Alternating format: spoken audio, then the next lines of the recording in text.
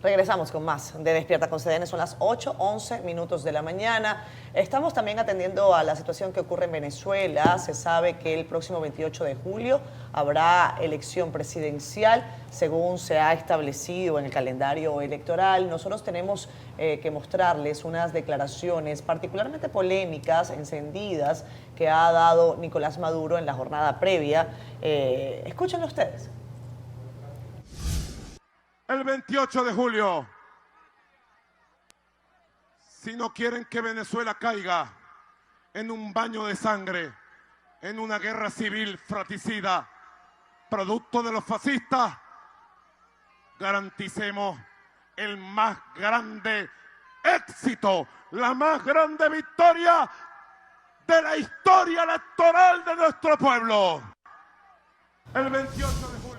Bueno, ahí está la amenaza del presidente Maduro, que ha puesto en relieve dos palabras que son escalofriantes para cualquier persona que se precie del respeto a la vida y a la dignidad: guerra civil, y le agrega guerra civil fratricida. Es el tono de un baño de sangre. Es el tono con el que el presidente Maduro está atendiendo estos últimos días de la campaña electoral. Pero nosotros queremos saber exactamente cómo va el proceso en Venezuela. Tenemos al buen amigo, colega, periodista Pedro Pablo Peñalosa con nosotros vía telefónica desde Caracas. Pedro Pablo, gracias por atender a nuestra llamada. Muy buenos días. No, al contrario, gracias a ustedes, muy buenos días. Un placer compartir con ustedes. Gracias, Pedro Pablo. Queremos preguntarte en principio cómo han caído estas declaraciones, esta amenaza del presidente Maduro en la oposición política del país y específicamente en el liderazgo de María Corina Machado y de Edmundo González Urrutia. Bueno, fíjate, yo te diría que el liderazgo opositor ha evitado caer en este tipo de discurso, es decir, no ha respondido, no solamente son estas declaraciones, sino los constantes agravios, insultos, descalificaciones que vienen de parte del chavismo. La oposición ha evitado, en la figura de María Corina Machado y Edmundo González Urrutia, responder en el mismo tono a esas declaraciones y más bien ha insistido en la necesidad de buscar la unidad, el diálogo, el consenso. Entonces destacaría eso como primer punto. Obviamente la oposición condena ese tipo de declaraciones, pero, insisto, ha evitado caer en ese terreno y más bien ha apuntado hacia la propuesta de reconciliación, de reunificación de la familia venezolana muy golpeada por el tema de la migración, y te diría que esa ha sido la respuesta. Pero también destacaría otro punto, que es que, bueno, esto se ha convertido ya en un clásico, por decirlo así, del chavismo. En todas las campañas siempre apelan a este discurso que habla de violencia, de enfrentamiento, de guerra civil, tratando de señalar que, bueno, si ellos no están al frente del gobierno, este país se hundiría en medio del caos. Pero además de eso también hay que subrayarlo buscando la abstención, buscando desmovilizar, buscando sembrar terror, es decir, que la gente diga, mira, yo mejor no voto porque, bueno, puedo ser al final estar en medio de una confrontación. Recordemos aquí, hay que subrayarlo, que las encuestas que en el pasado mostraban como favorito al chavismo, por primera vez hoy dicen que el candidato favorito es el de la oposición, pero además con una brecha muy importante. Ayer mismo se supo de otra encuestadora que da una ventaja bastante amplia a favor de Edmundo González Urrutia, y por supuesto, bueno, vemos cómo recrudece ese discurso del chavismo, ya buscando, insisto, desmovilizar, sembrar abstención, sembrar temor, que la gente no quiera participar, que tema las consecuencias de participar. Y así también tiene que entenderse este discurso agresivo, violento por parte de Maduro. Pedro Pablo, Yulisa Céspedes de este lado.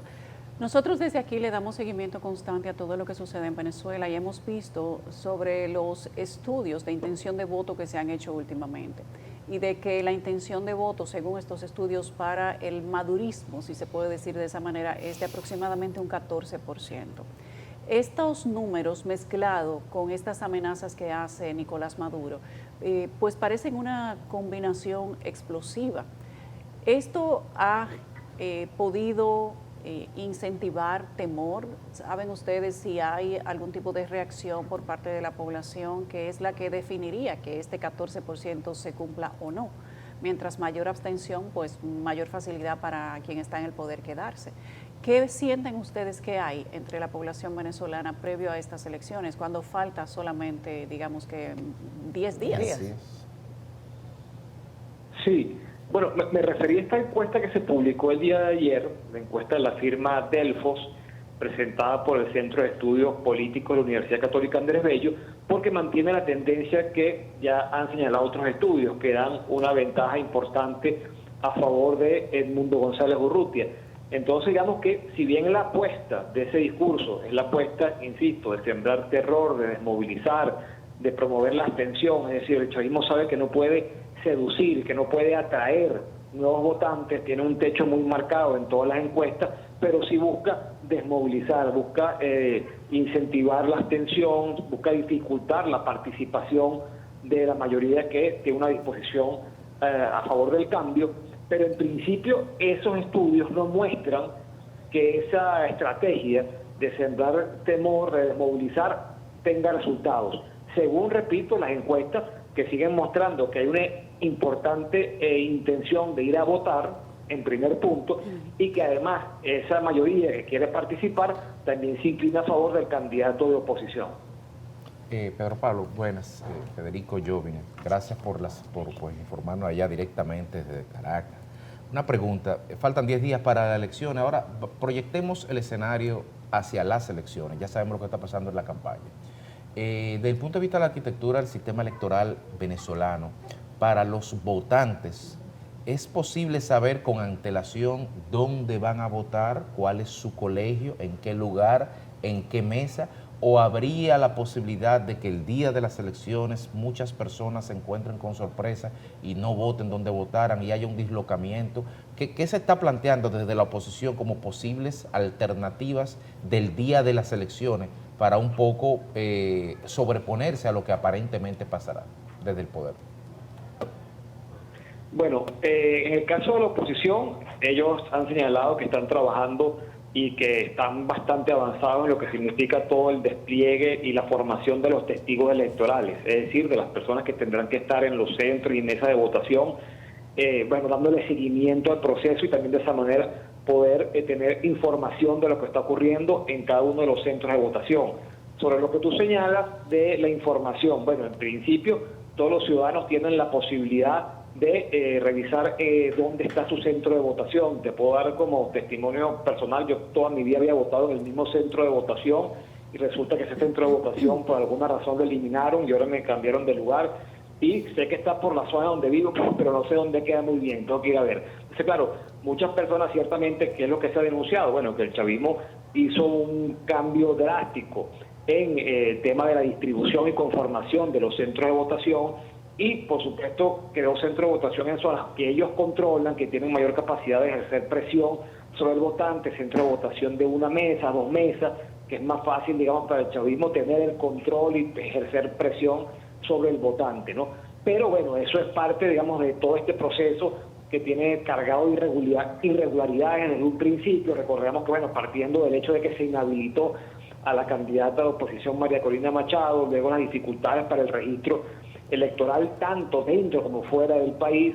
Recordemos que Venezuela, ustedes lo saben muy bien, bueno, ha sido en estos últimos años noticia por el éxodo de venezolanos, uno de los más grandes de la historia, no solamente de la región, sino a escala global, y sin embargo solamente 69.000 venezolanos que están en el exterior van a poder votar, es decir, prácticamente nada. Pero bueno, eso es por los obstáculos y por las trabas que puso el gobierno, que sabe que ese voto en el exterior pues mayoritariamente favorecería a la oposición, y así otras medidas que han tomado para ir, digamos, obstaculizando, dificultando el proceso. Pero bueno, está entonces también del lado de la oposición apuntalar esa organización, como digo, desplegando los testigos necesarios para poder, bueno, darle seguimiento y tener información, y también en llegado al momento poder denunciar si se comete algún tipo de irregularidad ese día. Pedro Pablo, quiero preguntarte sobre otra de las características fundamentales de los procesos electorales, no solamente en Venezuela, sino realmente en el mundo democrático, y tiene que ver con la observación internacional, la observación, las misiones de observación electoral. Hasta ahora, ¿cuáles son las garantías que se tienen de que ese proceso, de que esas misiones de observación electoral vayan a precisamente revisar y de alguna manera u otra avalar, homologar el proceso del próximo 28 de julio. ¿Qué se ha sabido sobre ese particular y si la oposición está conforme con las misiones de observación que van a acudir al proceso? Bueno, con el tema de la observación hay algo muy importante, que es que, digamos, quizá la misión que se tenía más expectativas sobre su llegada al país era la misión de la Unión Europea. Pero al final el gobierno que se había comprometido, recordemos que aquí se firmó el acuerdo de Barbados entre gobierno y oposición para, en teoría, bueno, garantizar una serie de condiciones. Ese acuerdo al final fue totalmente irrespetado por el gobierno de Nicolás Maduro, y entre los elementos que no se respetaron estuvo o está el tema de la invitación a la misión de la Unión Europea, que al final la habían invitado, pero luego retiraron la invitación, como digo, la misión, bueno, más relevante, más importante, sobre la cual se tenía más expectativas por su trabajo, además que ya ha venido a Venezuela en otros momentos. ¿Qué se tiene como observación? Está el Centro Carter, está el panel de expertos de Naciones Unidas, y bueno, hay otros grupos también que han sido invitados, pero te dirá que quizás estos dos son los más relevantes. Pero, repito, es muy importante, bueno, por cierto, el gobierno de Brasil también anunció el día de ayer, en principio había dicho que no, pero ahora sí va a venir una misión de Brasil para hacer la observación de las elecciones o el acompañamiento. Eso hay que tener también cuidado, ¿no? Porque una cosa es que tenga una observación con un equipo desplegado, que tenga, digamos, mayor capacidad para darle seguimiento a todo el proceso, y otra cosa es, bueno, venir como acompañante, ¿no? Y con una serie de limitaciones. Repito, para mí el gran golpe que se le da a la observación internacional es haber dejado al final al margen a la Unión Europea, que sin duda alguna era la misión, bueno, más importante, más relevante, más profesional, con más presencia, además con antecedentes, con experiencia en el país, pero el gobierno decidió dejarla al margen, y eso por supuesto también genera ruido sobre el proceso electoral. Aún con todas esas condiciones adversas, Pedro Pablo, que tú planteas, con una observación electoral venida a menos, una observación electoral que había sido acordada en Barbados, como tú bien señalas, y que ha sido violentada antes del proceso electoral, la oposición dice que gana las elecciones del próximo 28. Uno de los eslogans más cacareados durante la campaña electoral ha sido el de María Corina Machado, que refiere en distintas oportunidades que esta lucha va a ser hasta el final. Yo quiero preguntarte, Pedro Pablo, ¿cuáles son las perspectivas post 28 de julio con la victoria de la oposición, pero también con la victoria del chavismo? ¿Cuál es el escenario que se plantea? Quizás es una respuesta con una pregunta con una respuesta muy amplia, pero quizás para que nos puedas ayudar a determinar el momento que vive el país. Sí, es bastante complejo, porque yo creo que eso también dependerá de lo que pase el 28 de julio, de cómo transcurra la jornada y cómo cada una de las partes asume el resultado. Creo que eso es fundamental, y eso es lo que va a marcar lo que vendrá a partir del 29 de julio.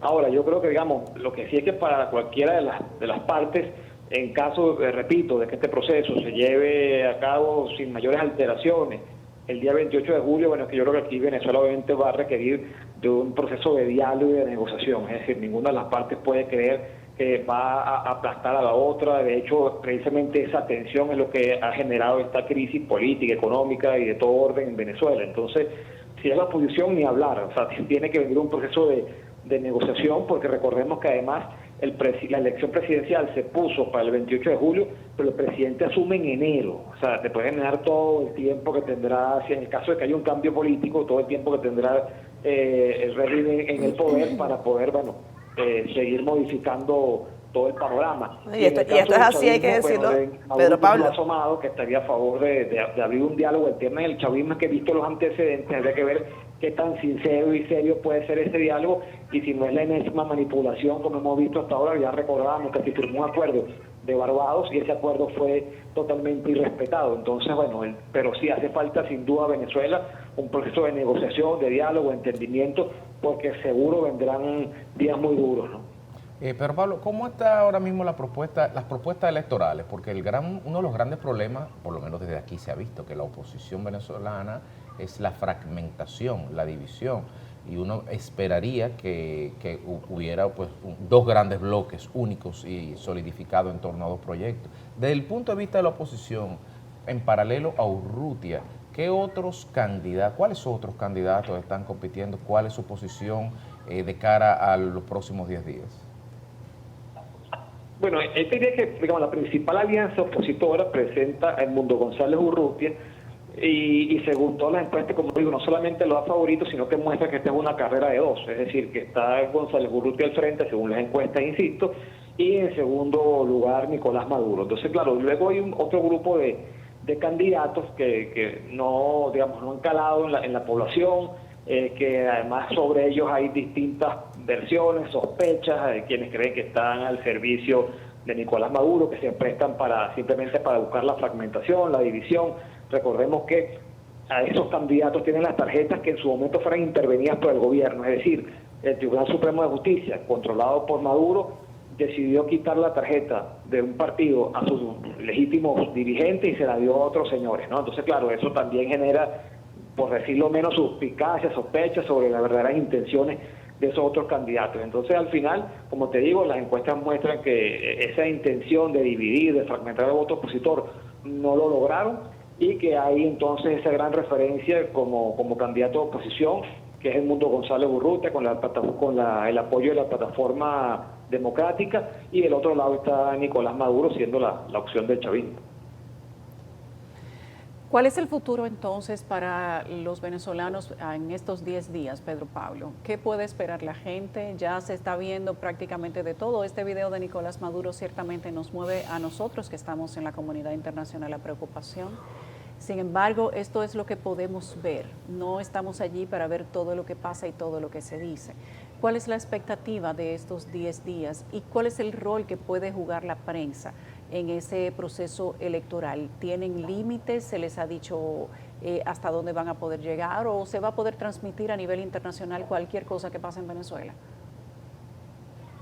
Bueno, sobre las expectativas te diría que hay mucha incertidumbre en realidad, y eso es algo que ha marcado todo este proceso, ¿no? De hecho, hasta el día de hoy todavía te puedes conseguir gente que dice que el gobierno puede eliminar la candidatura de González Urrutia o eliminar la tarjeta electoral de la plataforma unitaria, y ha habido una cantidad de especulaciones, rumores en todo este tiempo, porque bueno, esto sí ha estado cargado, repito, de mucha incertidumbre. Sobre el tema de los medios de comunicación, bueno, más bien aquí lo que se ha denunciado, y eso se mantiene, es el tema de la censura, autocensura, páginas web que son bloqueadas. Por ejemplo, bueno, la oposición está prácticamente vetada de los principales medios de comunicación.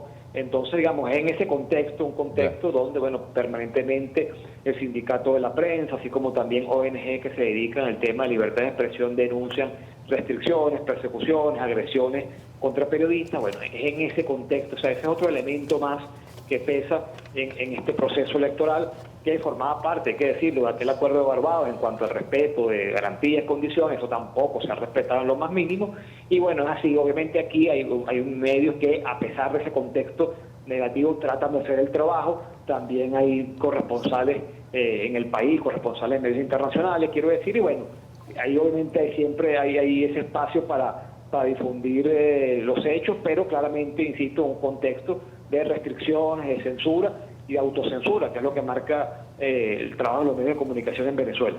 Pero Pablo, finalmente, no nos queda mucho tiempo, quiero preguntarte si como periodista y con toda la experiencia que has albergado durante todos estos años de ejercicio, como analista político además, si tienes confianza en la labor de lo que le llaman la arquitectura electoral de los representantes de la oposición. Dice el candidato Urrutia y dice María Corina Machado que ellos tienen testigos en el 99% de las mesas. ¿Qué te dice tu experiencia con relación a lo que se puede estar advirtiendo en el país y la información que tú tienes? ¿Es esto cierto?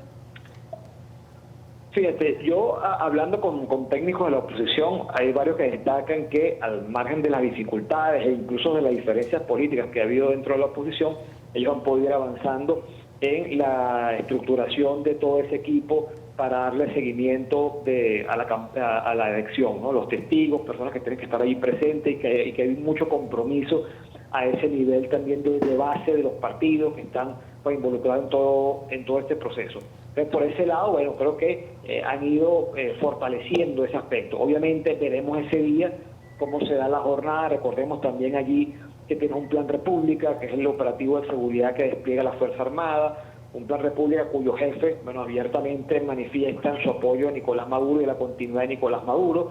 Digamos, todos esos elementos creo que es ese día, en realidad, Por eso digo que más allá de las encuestas, la elección se gana con votos y el día de la elección. Tú no ganas una elección días antes ni horas antes, ¿no? Sino ese día veremos cómo se da la jornada, ese despliegue de testigos. Te repito, ellos señalan que sí están haciendo el trabajo, pero bueno, ese día es que se va a ver porque, como te digo, bueno, va a ser una jornada seguramente bastante dura y va a demandar de todos esos testigos, bueno, compromiso y mucho trabajo. Pedro Pablo, te agradecemos enormemente que nos hayas dado tu tiempo, que hayas compartido tu análisis y tu experiencia con el equipo de Despierta con CDN. Gracias, un gran abrazo para ti desde Santo Domingo. No, gracias a ustedes y gran abrazo a todos. Muchas gracias. Gracias, Pedro Pablo.